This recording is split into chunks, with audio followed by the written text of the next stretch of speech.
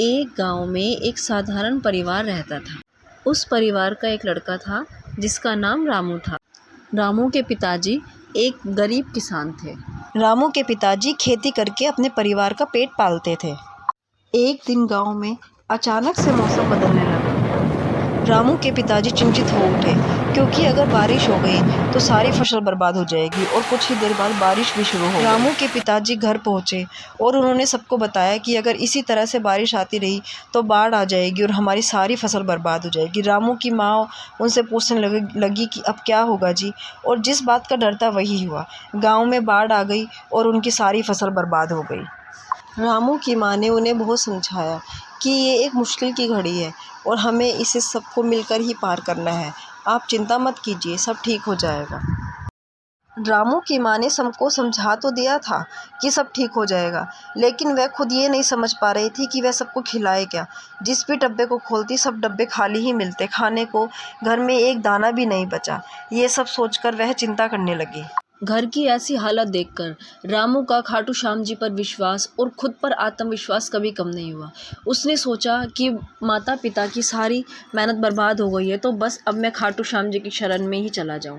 वह खाटू श्याम जी के मंदिर पहुंचा और उनके सामने सब कुछ कह डाला। वह कहता है, खाटू श्याम जी, आप किसी बात से अनजान नहीं हो, लेकिन मुझे आप पर पूरा विश्वास है कि आप मेरा भरोसा कभी नहीं टूटने देंगे और इस परिस्थिति से भी मुझे ज़रूर बाहर निकाल देंगे। रामू और उसके पिताजी अपने खेतों पर पहुंचे, लेकिन खेतों की ऐसी हालत देखकर वह समझ नहीं पा रहे थे कि वे कैसे काम शुरू करें, क्योंकि उनके पास इतने पैसे भी नहीं थे कि वह इस ज़मीन पर फिर से फसल उगा सके।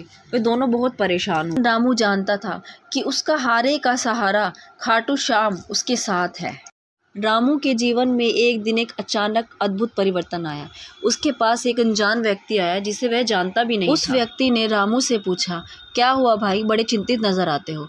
तब रामू रोने लगा क्योंकि वह धीरे धीरे टूट रहा था, हिम्मत हार रहा था। तब उस व्यक्ति ने उसकी मदद करने का निर्णय लिया। रामू के जीवन में एक नई सुबह का उदय हुआ, जैसे कि एक नई सूरज की किरण उसके जीवन में उतर आई हो। और रामू और उसके पिताजी दोबारा से अपने खेत पे गए और बहुत मेहनत करने लगे। धीरे धीरे उनकी स्थिति सुधरने लगी और उनकी मेहनत रंग भी ला रही थी। उनकी बर्बाद हुई फसल को उन्होंने दोबारा से उगाया और उनकी फसल उगकर तैयार थी और खेत भी हरा भरा हो गया। खाटू श्याम जी की कृपा से रामू और उसके पिताजी ने अपने परिवार को फिर से संभाला और उनके जीवन में खुशियां लौट आई। इस कहानी से यह सीखने को मिलता है, अगर हम विश्वास के साथ और ईमानदारी के साथ काम करें तो भगवान भी हमारी मदद करते हैं और हमें एक नई दिशा दिखाते हैं। इसलिए हमेशा भगवान पे विश्वास करके और ईमानदारी से ही काम करना चाहिए, तभी हम सफल हो सकते हैं।